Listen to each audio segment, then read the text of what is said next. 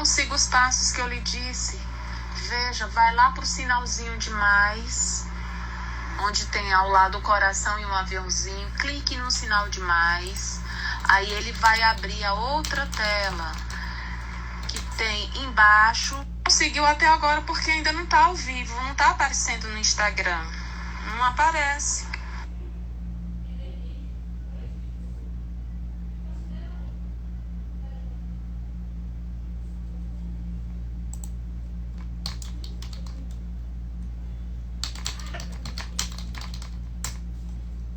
Tá aparecendo. Agora clique para começar. Ó, pode começar.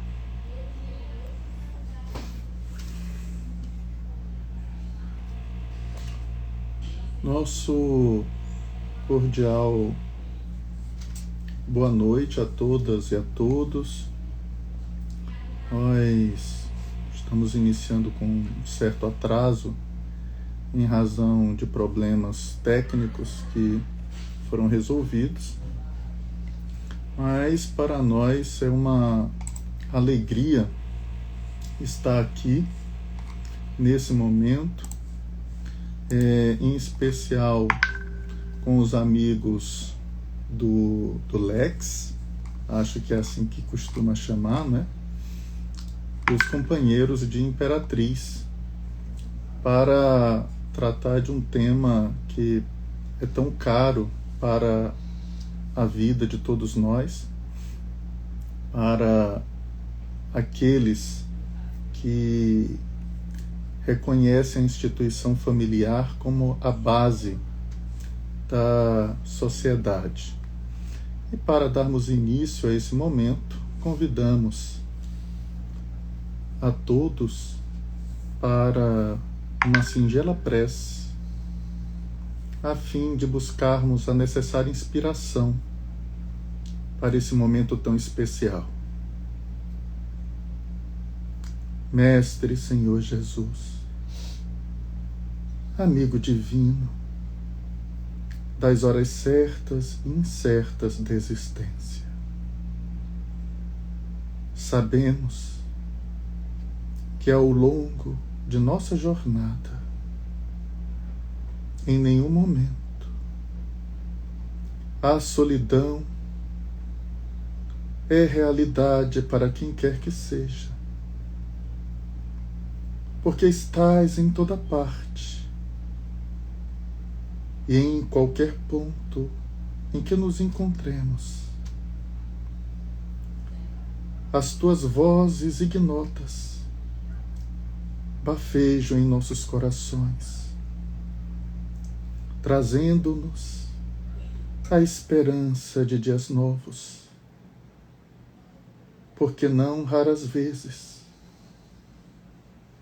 o momento da dor que estertora é véspera de profunda felicidade, e nós encontramos em ti a força, a fortaleza,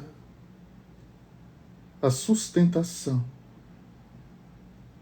para conduzirmos a existência conforme as imutáveis leis que nos conduzem à felicidade real. Abençoa-nos, Senhor, a todos, para que este momento seja um grande banquete de luz, amor, inspiração, a fim de que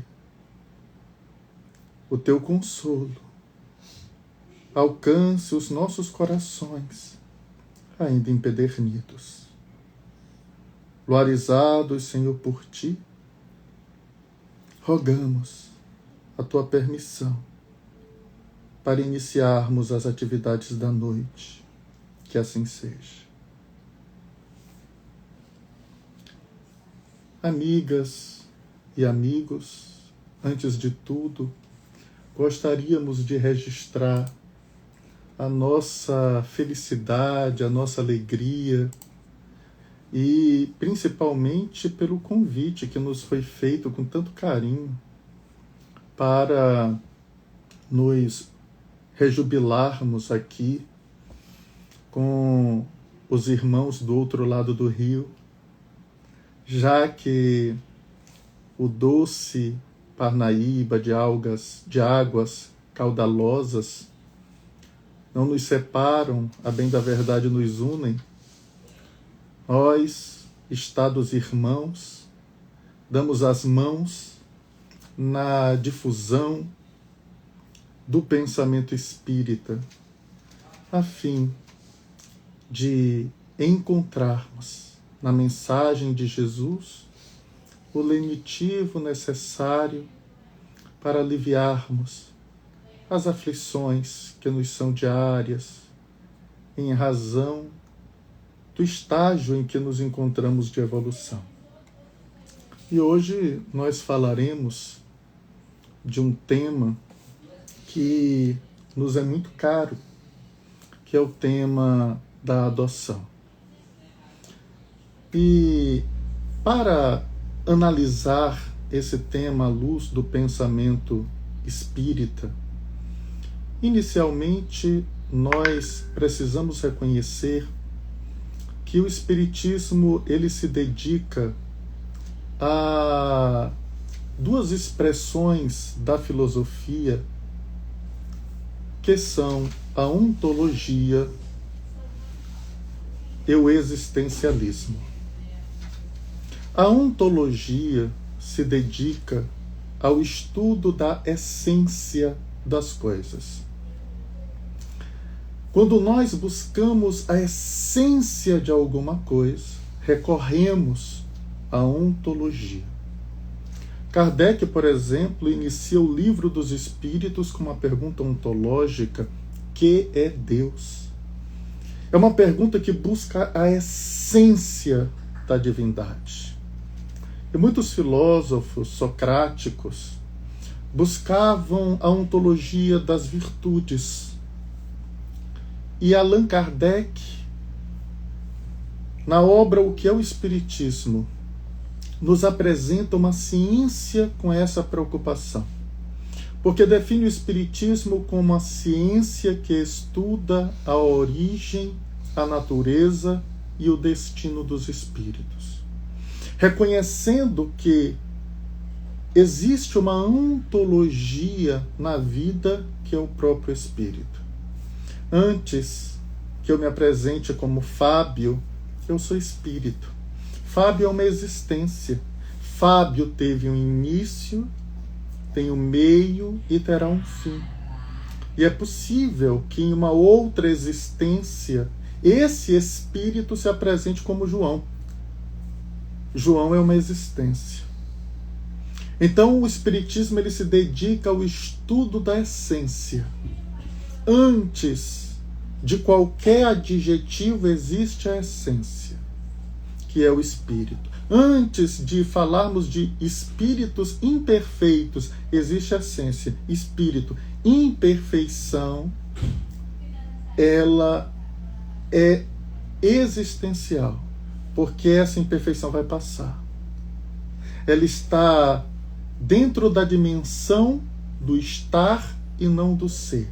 Eu estou imperfeito, mas sou espírito. Eu estou Fábio, mas sou espírito. Isso não quer dizer que a doutrina espírita ela menoscabe o existencialismo, ou seja, essa expressão filosófica que se debruça sobre o estudo da existência, daquilo que tem início, daquilo que é naturalmente passageiro. E Allan Kardec, reconhecendo as existências físicas, obviamente ele abre um espaço para uma análise da existência. Por isso ele vai estudar o retorno à vida corporal, ele vai estudar a infância, ele vai estudar a loucura, que são facetas da existência e não da essência. A família é uma dimensão existencial importante para o nosso processo evolutivo. Passos existenciais, o espírito ele vai evoluindo, ele vai progredindo, ele vai avançando na senda da evolução.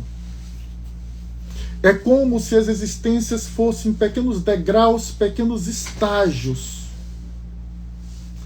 importantes para que o espírito alcance o seu desiderato, o seu objetivo, que é o objetivo da perfeição, que é o objetivo de encontrar a felicidade em sua plenitude. E quando nós reconhecemos essas expressões filosóficas dentro do pensamento espírita, é mais fácil entendermos que é possível que haja existências onde as famílias elas serão desenhadas a partir de um contexto biológico e outras famílias elas serão desenhadas a partir de contextos afetivos. E nada impede que nós tenhamos espaços de afetividade inseridos em contextos marcados pela consanguinidade. E, na verdade, é esse o grande objetivo da vivência das instituições familiares ou da convivência nessas instituições. E quando nós compreendemos isso, nós nos desfazemos de uma preocupação necessariamente física. Porque a doutrina espírita, com oportunidade ímpar, vai nos esclarecer que o corpo procede do corpo, mas o espírito não procede do espírito. Porque o espírito é uma criação de Deus, não é um espírito que cria o outro. Muito embora um corpo pode advir de outro. E é muito comum quando nós encontramos uma família onde houve a adoção, alguém pergunta: e você sabe como eram os seus pais? Os pais biológicos dessa criança eram pessoas boas, eram criminosos, como se as qualidades morais elas pudessem ser herdadas. E na verdade elas não são. Porque as qualidades morais são conquistas do espírito. Elas não são passadas geneticamente, porque elas não são de natureza material, elas são de natureza moral. Portanto, como bem lembra Jesus, nós não sabemos nem de onde o vento vem e nem para onde o vento vai.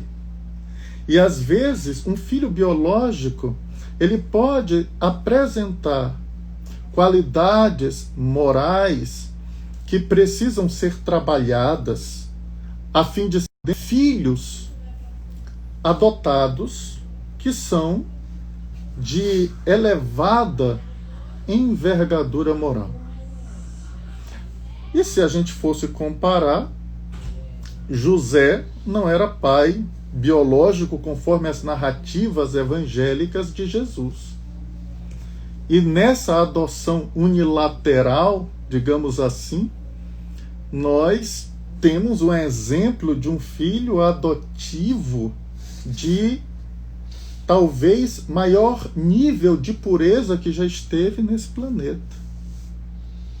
Nós temos outros exemplos extraordinários na obra Ave Cristo, com Quinto Celso, que é adotado por Tassiano, e é um espírito que ensina Tassiano muito embora Tassiano reconheça as graves limitações no filho, na sua percepção de patrício, porque ele trazia na alma Jesus.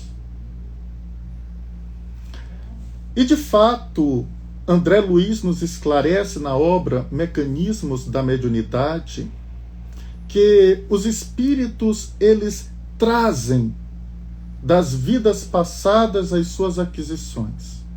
Entretanto, a matéria que nos oferece a indumentária para a existência física nos influencia muito profundamente. E essa influência, ela é tão forte que nos primeiros anos da existência, nos esclarece André Luiz, existe uma espécie de indução mental que se estabelece na maioria das vezes entre os pais biológicos e os seus filhos. E por algum tempo nos fala André Luiz que os filhos, eles passam a ser médiuns dos pais. Em outras palavras, eles passam a reproduzir dentro dessa conjugalidade das produções mentais, dentro dessa feição de percepção do pensamento que se constrói em toda a experiência intrauterina, essa relação. E há também um elemento inconsciente do filho que nasce em relação aos seus pais, que é a gratidão por ter vivido. Essa é uma gratidão extraordinária por ter reencarnado. Porque todo espírito, ao planejar a sua reencarnação, ele sabe que essa existência física, ela é fundamental para a sua evolução. E por isso, o aborto é muitas vezes uma porta que se fecha a alguém que traz a ansiedade de ser feliz, a ansiedade de ser melhor. Então o espírito, ele traz essa gratidão profunda e estabelece uma relação anímica com os pais biológicos e por algum tempo reproduzem isso, ainda que inconscientemente, ainda que não tenham tido profundos contatos com esses pais biológicos. Isso acontece, segundo André Luiz, na maioria das vezes, porque existem as possibilidades de espíritos tão elevados que não são induzidos mentalmente, em ondas mentais, pelos seus pais biológicos, mas são capazes, inclusive, de induzi-los ao bem, nada obstante o estado em que se encontram, de perturbação que a reencarnação gera, que é praticamente um estado de sono. A partir disso, nós podemos compreender que num processo de adoção existe uma relação entre o filho que se adota e os pais biológicos. Não é que a família biológica ela seja descartada, e nem pode ser, porque ela é uma realidade, e essa gratidão ela permanecerá. E não raras vezes terapias são desenvolvidas, processos de reconexão com a vida, elas são elaboradas com o intuito de estabelecer de forma saudável essas relações mentais, como acontece com a constelação familiar, que possui as bases no pensamento de Bert Hellinger. E isso é importante para a compreensão do papel dos pais em uma relação adotiva. E partindo dessa premissa de que o filho adotivo é um espírito como outro qualquer, que apresentando-se agora em um novo cenário, em um novo palco, merece os mesmos cuidados de qualquer outro filho, não havendo distinção quanto às responsabilidades parentais. Cabe aos pais adotivos educar. Talvez essa a mais importante participação dos pais no processo de desenvolvimento dos filhos, inclusive os adotivos, é de educá-los. Os espíritos dizem em O Livro dos Espíritos que a paternidade e a maternidade se constituem verdadeira missão. E se é uma missão, ela é maior quanto mais desafiadora ela se apresenta. Quanto mais difícil é a formação do caráter, maior deve ser a dedicação dos pais. E isso acontece não raras vezes em um mundo de expiação e prova, onde o mal sobrepuja o bem, onde a maioria dos espíritos que habitam o orbe terrestre são de espíritos inferiores. Por isso, a adoção, ela tem um caráter de uma beleza que eu a considero sem igual.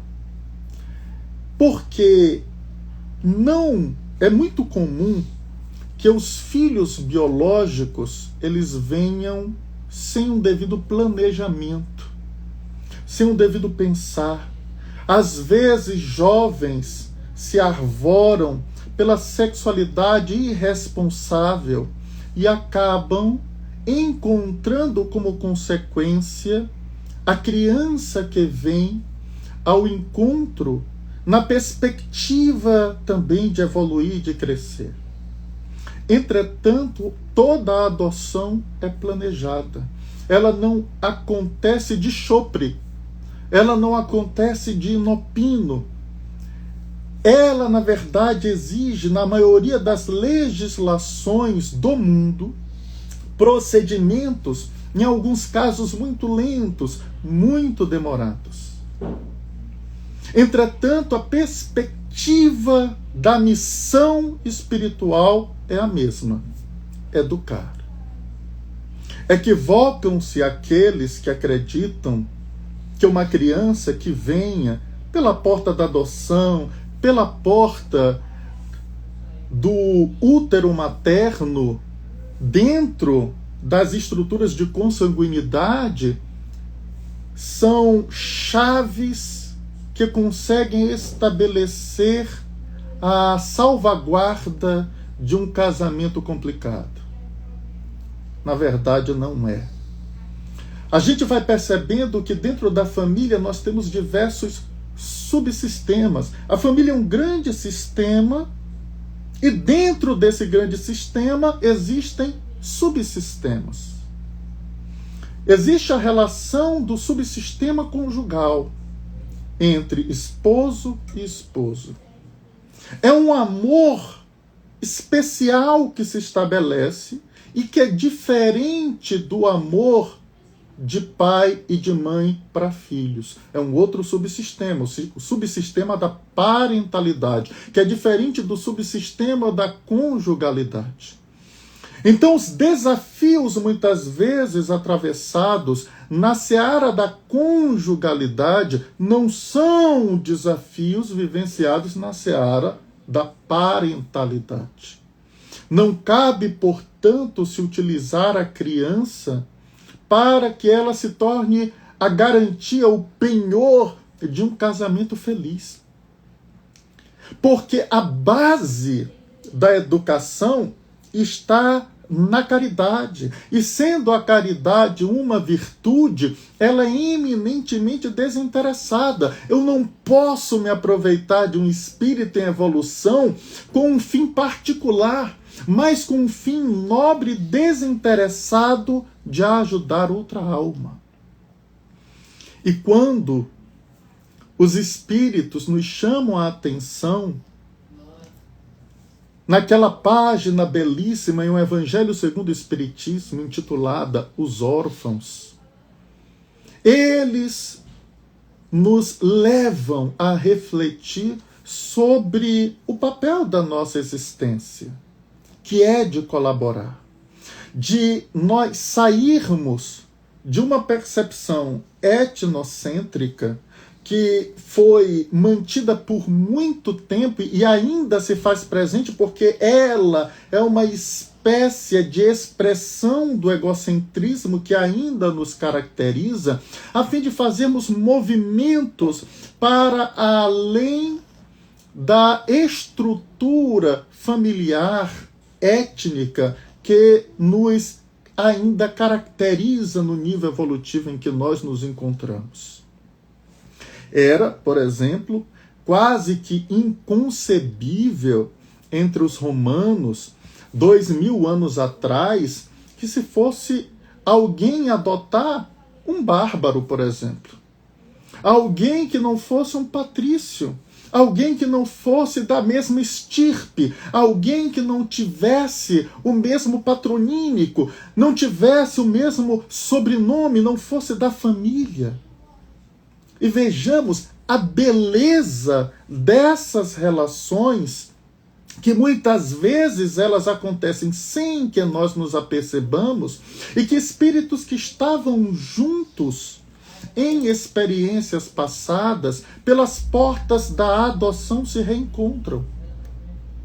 É o que nós percebemos na obra A Renúncia, de Emmanuel.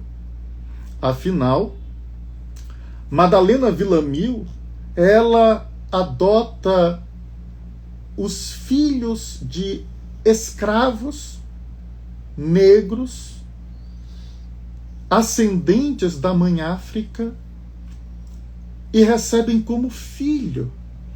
Ela recebe como filho. E Alcione como irmão.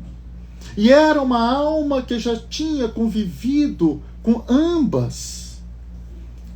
Porque se tratava de Antério de Oviedo, que voltava para resgatar os erros, os débitos, que culminaram com o suicídio. A admoestação a respeito disso.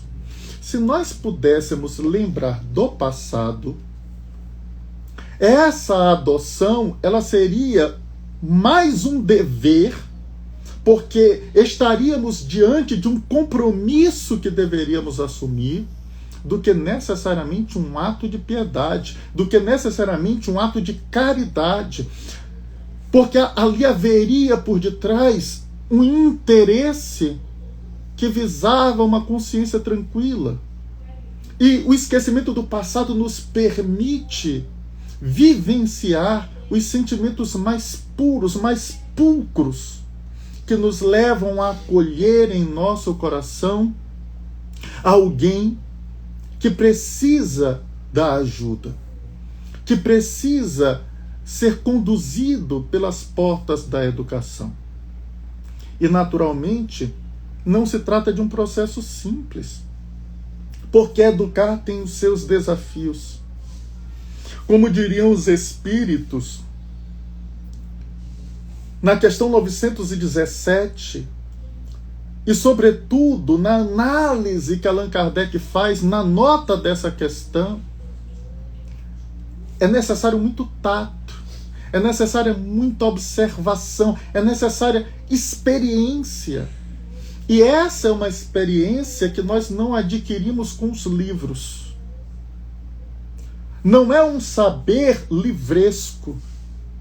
Não é um saber que depende da ciência pedagógica. E isso não quer dizer que a pedagogia ou a psicopedagogia não possa contribuir com essa tarefa. Mas eu conheço mulheres analfabetas que foram mães extraordinárias. Não tiveram contato com ninguém que pudesse instruí-las a respeito dessa decisão ou daquela decisão no processo educacional. mas eram verdadeiras fontes de inspiração para milhares de pessoas. Recordo-me de José Saramago, que em certa oportunidade, em um dos seus discursos, à época em que ganhara o Prêmio Nobel de Literatura, em que ele dissera que a mulher mais inteligente que ele conheceu era a sua avó, e a sua avó era analfabeta. Por isso não há essa necessidade de nenhum conhecimento técnico para exercer essa tarefa. Mas os espíritos nos dizem que nós precisamos observar. E ninguém observa com cuidado se não se dedicar ao que está observando. É possível que eu olhe alguma coisa e não veja. Porque olhar é uma tarefa da visão. Olha quem tem olho. Olho, olhar. É uma tarefa mecânica. Entretanto, ver é algo que transcende ao olhar.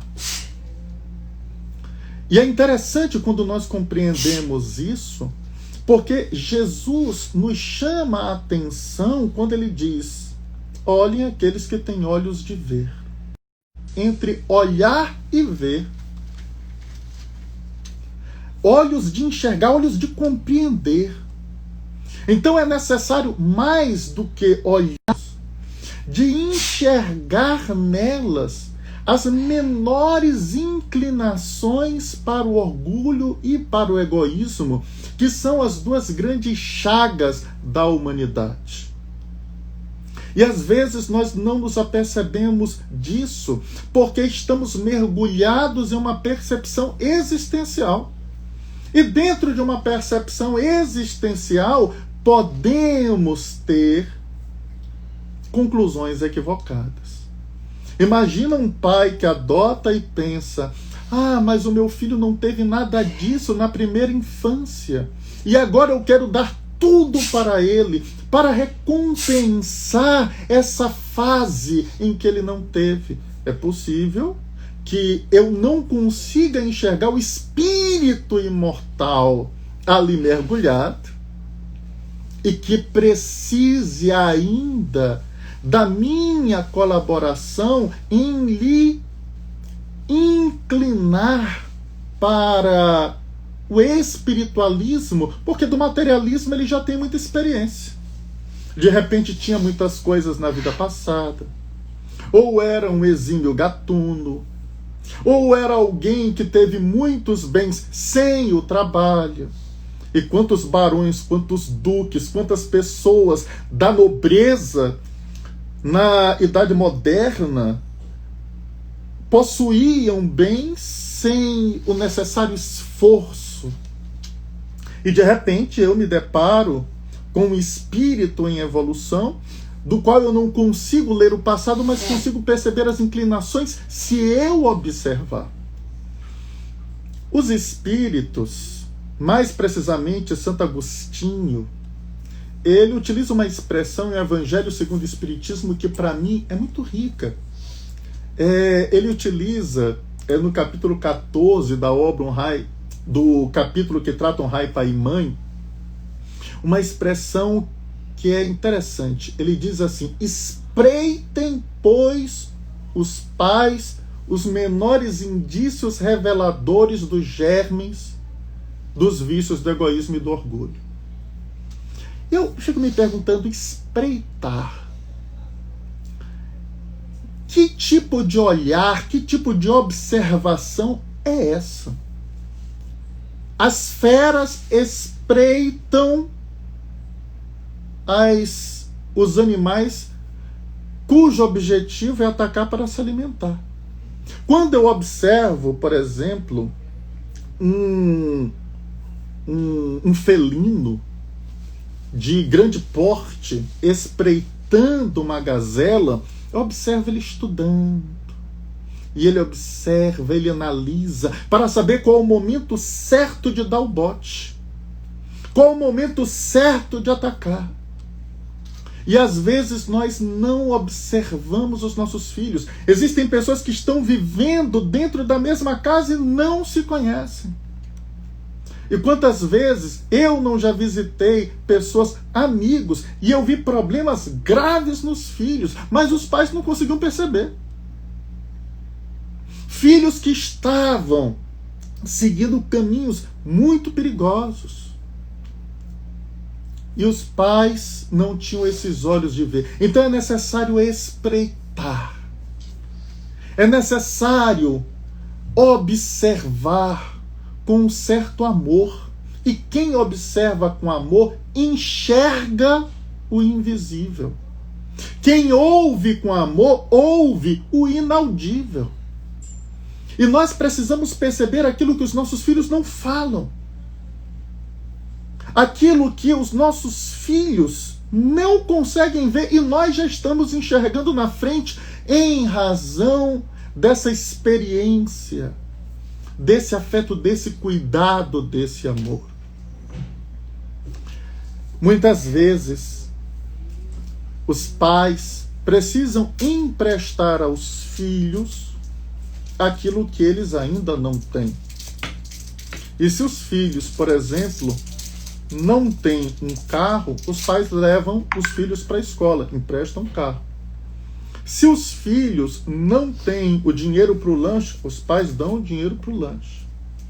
Mas quando o cérebro do filho ainda não se desenvolveu, enquanto ainda percebemos que o lobo pré-frontal dorsolateral ainda está em desenvolvimento, por que nós não emprestamos o nosso? Para que ele possa enxergar, perceber por uma mente que, de alguma forma, está um tanto quanto mais trabalhada que a dele. E isso é importante nesse processo educacional, porque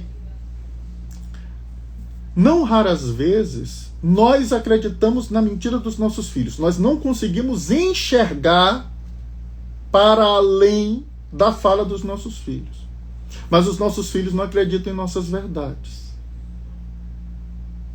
Então nós precisamos chegar a um equilíbrio nesse processo. Ninguém engana a quem não quer ser enganado, diria Joana de Ângeles, através de Divaldo Pereira Franco. Então, quando eu vejo um filho enganando o pai, eu vejo um pai querendo ser enganado por um filho. E nós não podemos, nessa tarefa, agir de forma ingênua, porque a tarefa é muito grave. Se trata de uma verdadeira missão. E quem passou essa missão, em algum momento, vai nos perguntar: o que tu fizeste do filho que eu te confiei? O que tu fizeste da ovelha que eu coloquei aos teus cuidados? Que nós responderemos: ah, Senhor, elas se perderam no manancial de ilusões do mundo. E por que tu não a preveniste?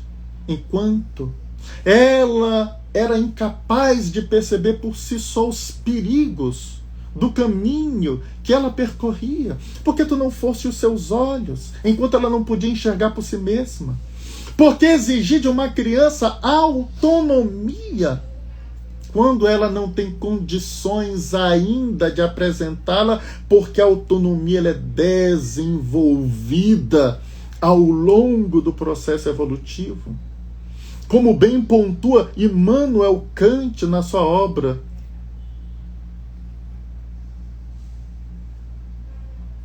como fundamenta muito bem Gurdjieff em sua obra. Fundamentação da Metafísica dos Costumes, a obra do primeiro autor. E Em Busca do Ser, a obra do segundo autor. São obras que nos fazem perceber que o amadurecimento do corpo, inclusive das estruturas cerebrais, do sistema nervoso, ela é necessária para que o espírito ele possa utilizar a indumentária de forma de forma a expressar as suas potencialidades. Então é possível que o meu filho adotivo seja Einstein reencarnado. Se ele tem 5 anos de idade, ele será tratado como uma criança de 5 anos de idade, porque ele ainda não terá capacidade de construir alguns argumentos lógicos simples. E aqui não enaltecendo o pensamento de Piaget como se fosse a verdade absoluta, mas Piaget nos traz essa análise em sua teoria do desenvolvimento de um eventual diálogo do espírito com o seu escafandro, do espírito com o seu avatar, que precisa de desenvolvimento para que ele possa se expressar.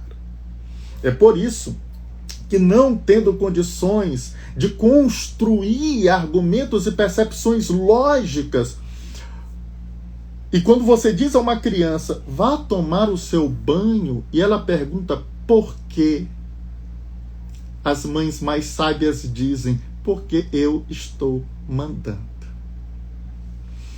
E se você levar para um campo filosófico, se você levar para um campo de discussões metafísicas, a criança, ela não agirá como deveria agir por uma razão simples.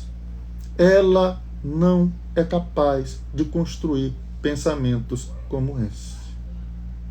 Mas quando ela alcança níveis mais elevados, aí sim, nós começamos a trabalhar algumas discussões que são importantes no seio familiar, principalmente na adolescência. Porque agora ela vai precisar pensar por si em muitas situações. Ela terá que tomar decisões e você nem sempre estará ao lado dela para que essas decisões sejam acertadas. E isso nos traz graves responsabilidades na condução dos nossos filhos. Em especial os filhos adotivos. Porque se a adoção, por exemplo, for uma adoção tardia, e nós adotamos crianças ou adolescentes que já ultrapassaram a fase da primeira infância, cujas observações de André Luiz são muito graves, utilizando uma expressão de que a reencarnação agora está completa, ou em outras palavras, existe uma sedimentação de percepção da vida maior, onde se torna muito mais difícil incutir valores novos. Aí sim, nós percebemos que a tarefa é ainda mais difícil, mas não é impossível de ser realizada. É muito nobre, porque exigirá de nós persistência. E quantas vezes não poderíamos pensar em desistir? Mas para aqueles que amam, desistir é uma expressão que ela não cabe.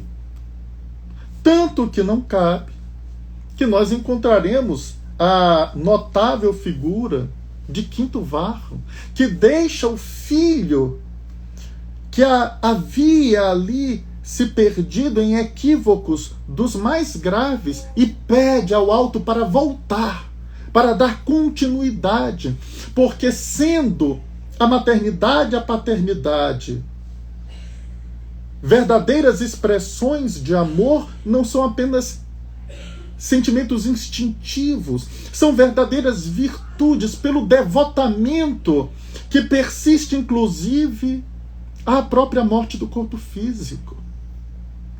Por isso, nós chamamos a atenção para a responsabilidade de ser pai e mãe. Não é responsabilidade de adotar ou de ter filho biológico, porque a responsabilidade é a mesma. São filhos. São filhos. A doutrina espírita nos mostra que o papel do pai não se diferencia em nenhum dos casos. E como Madalena Villamil cumpriu o seu papel. Quem olha Antero de Oviedo e olha Hobbes vê as grandes mudanças que se operaram nesse espírito em razão da educação. Em razão desse trabalho amoroso e persistente de educar, que é o manejamento dos caracteres, que é a lida com a moral. E é por isso que a educação é a chave do progresso moral.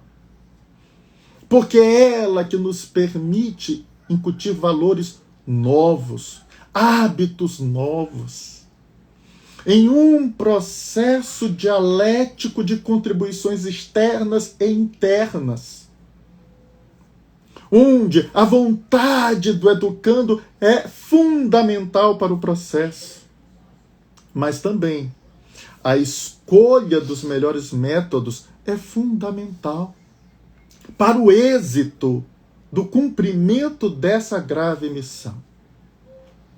E como o tempo urge, nós não podemos perder tempo nesse processo. Lembremos que toda criança que vem ao nosso encontro é um apelo, sempre um grande apelo, por um roteiro no bem. As crianças reclamam direção no bem. E essa reclamação, essa necessidade de bem-condução, chama aos nossos corações o olhar pelas crianças que hoje não têm mais.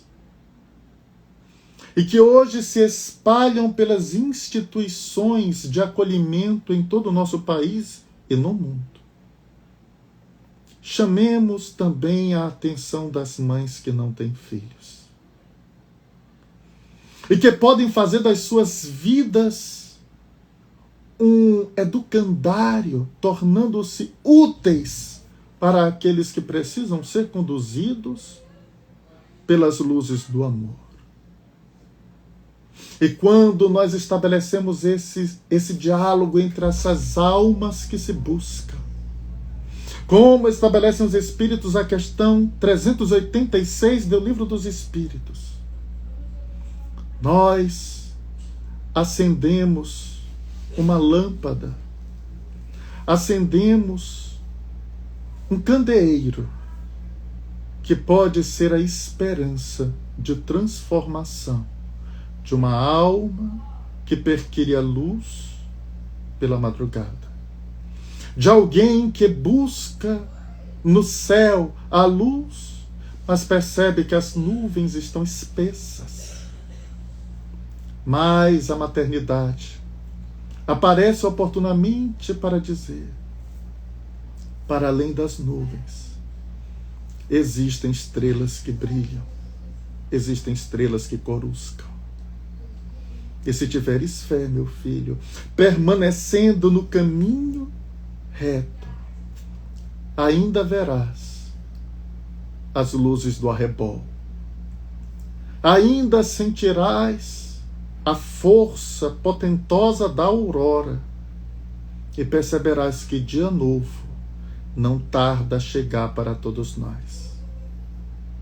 Que possamos, como Cáritas, também voejar pelos pensamentos e preces pelo mundo inteiro, convidando àqueles que já trazem dentro de si os planos gloriosos da adoção para procurar as almas que as esperam, ansiosos por serem felizes.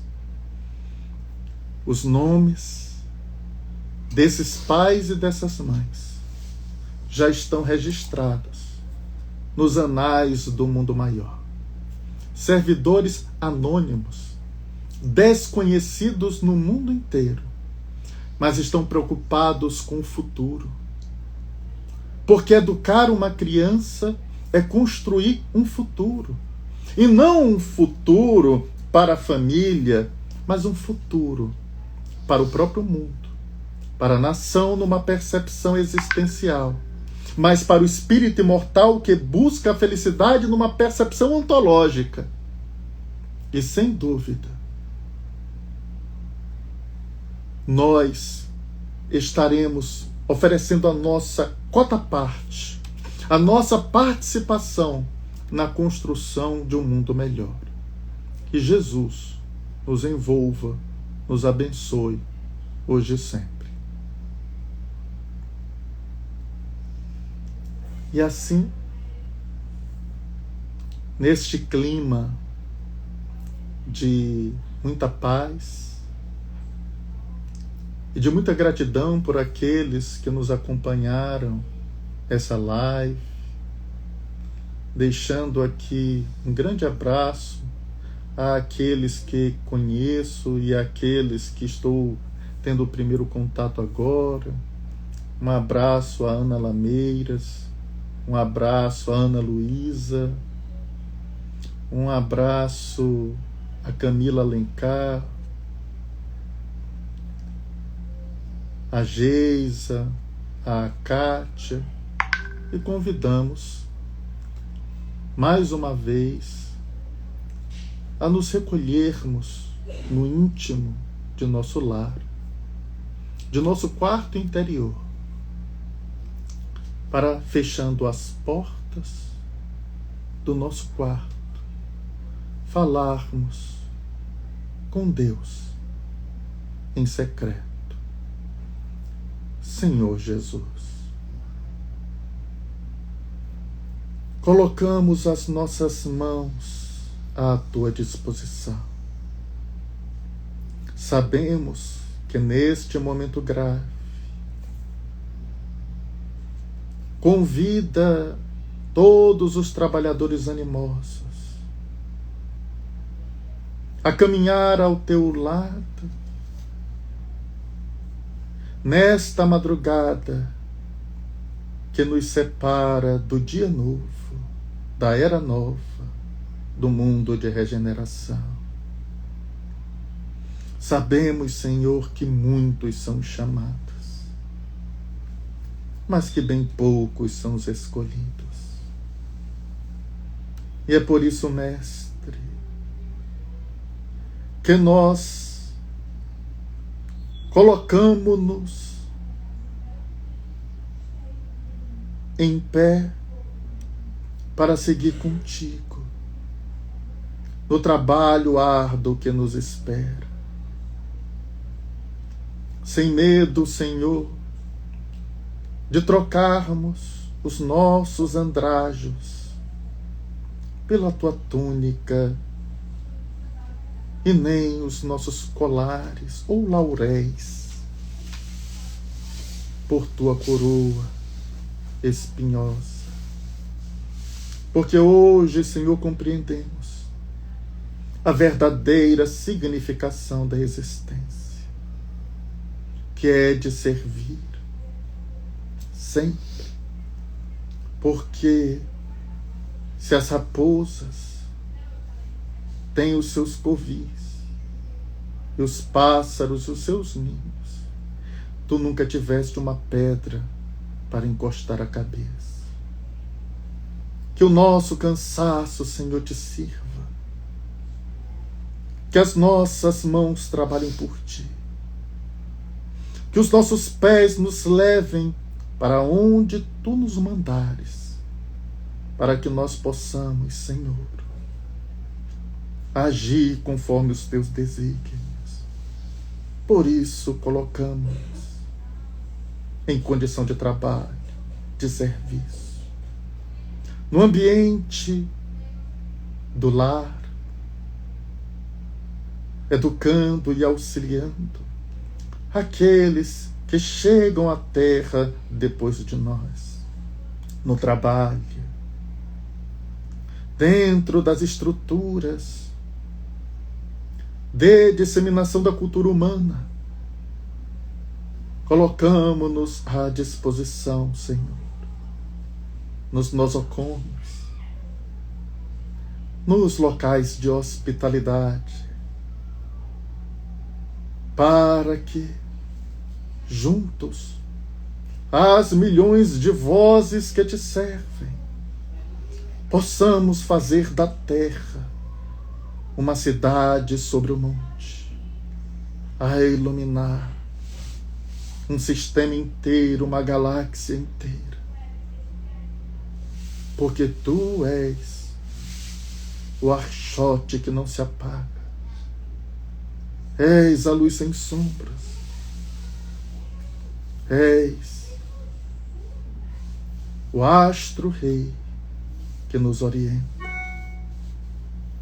Filhos sem pais, os filhos sem mães, é que pedimos permissão para encerrar o encontro da noite de hoje. Ilumina-nos, Senhor, os propósitos mais nobres, abençoando-nos a família que tu nos deste. Sê conosco, Senhor, hoje e sempre, que assim seja.